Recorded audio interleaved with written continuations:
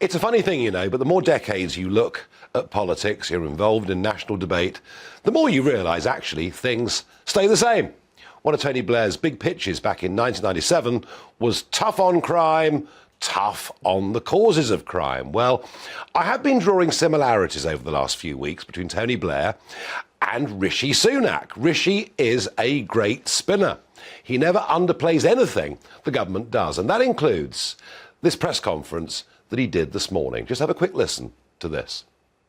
What we're going to do is ban nitrous oxide, because I think all of us for far too long have had to walk through places with the canisters and all the rest of it, and that's not acceptable. So we're going to ban nitrous oxide, and we're also going to expand the power of the police to do drug testing on arrest for far more crimes and far more drugs, and tackle the scourge of drugs.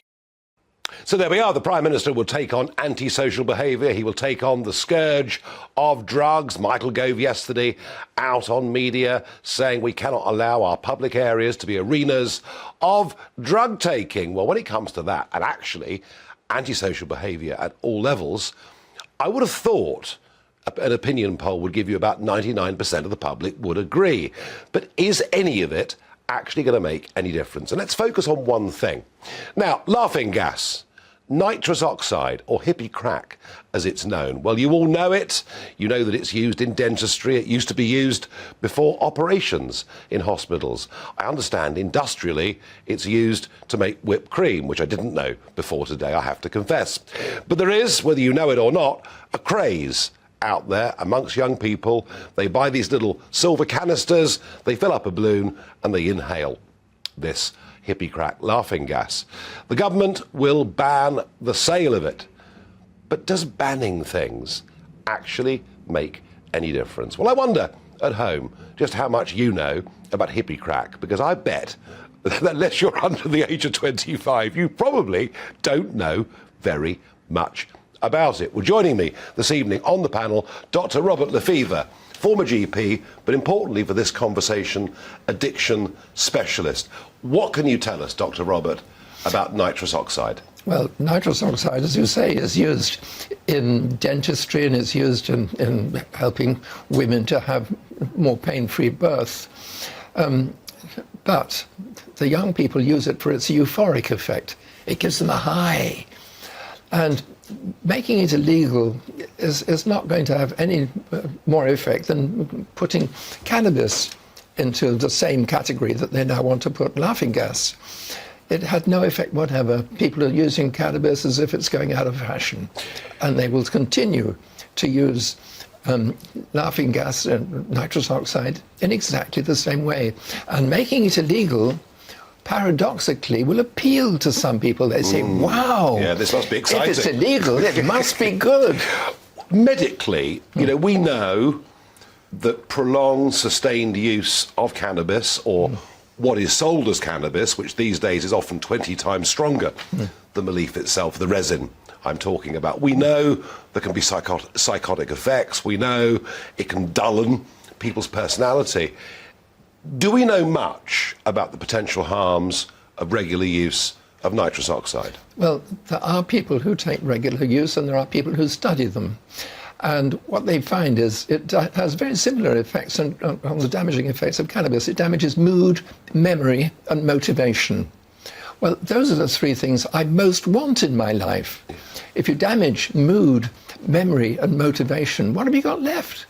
Yes, I understand. But how do we disincentivize young people from using this stuff? You can't. Young people will always want to individuate, which means they want to rebel, which means they want to do what their parents think was appalling. And so they will use drugs. They will use all sorts of things. Some of them. Some of them. Now, about 15% of the population have addictive natures. They're born with that tendency. I have that. And if you look at the Lefever family, you'll find we're riddled with addiction.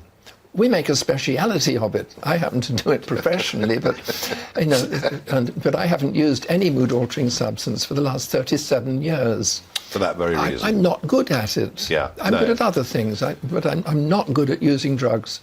No, well, it's always good to identify your own weaknesses in life. Peter Blexley, former Metropolitan Police detective. We've been fighting this so-called war on drugs. I've heard it every year for the last, 30, 40 years. It doesn't feel, from a policing perspective, like we're winning. Oh, the war on drugs cannot and will not ever be won. It's a folly. We started, yes, over 50 years ago with the Misuse of Drugs Act 1971, and it'll be that act which will now cover nitrous oxide. Rishi Sunak going against the advice of his own panel on the misuse of drugs, who said don't make it illegal. However, the drugs industry is vast, and the reason it's vast is because, as the learned doctors touched upon here, it's a very human thing to alter your mental state. It's why people have 2 sugars in a cup of tea. It's why people might enjoy a bar of chocolate or a comedy on the television. Even making love, to alter our mental state. It's what makes us human beings. And drugs is a part of all that.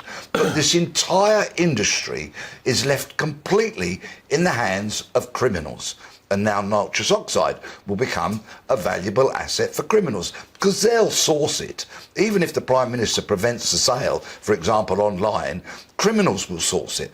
And now we will have nitrous oxide being sold alongside other drugs in gloomy pub car parks and darkened alleyways. There will be parents and grandparents watching you guys, listening to this, saying this is a counsel of despair. No. That actually, through better education, by warning people of the potential downside, we can limit the number of young people that take these things. I think that's absolutely right. Education on the right things in the right way is the way forward. Now, what we need to teach in schools is the 12-step program of Alcoholics Anonymous, because from that comes Narcotics Anonymous, Overeaters Anonymous, Gamblers Anonymous, all the others. Why don't we teach people how to get well, instead of always concentrating on things that are going to cause even more damage? If you have, as in America, where 12-step programs are taught in school, you get it taken for granted that, when you hear that somebody's got an addiction problem, you say, well, is he in recovery? Well, that's just jargon to us. But recovering, the process of getting rid of one's addiction so that we don't use it on a day-to-day basis and don't have that tendency anymore. Yeah. That's what's well, really we must important. try. The trouble is, in America, they've moved on to things like fentanyl. And there are now 100,000 opioid deaths a year in America. Peter, we have to police somewhere, don't we? We have to legalise and regulate. Please never separate those words. Legalise and regulate the entire illegal drugs industry.